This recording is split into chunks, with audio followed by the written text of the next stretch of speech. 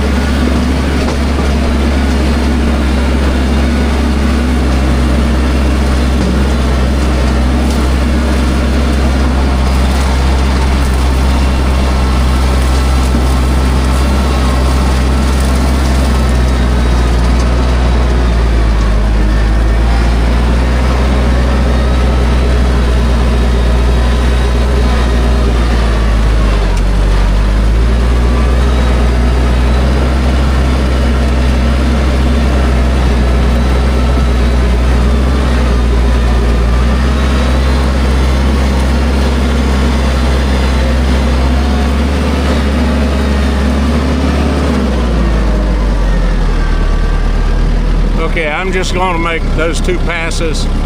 Wanted to try out the camera, plus the tractor's still running hot.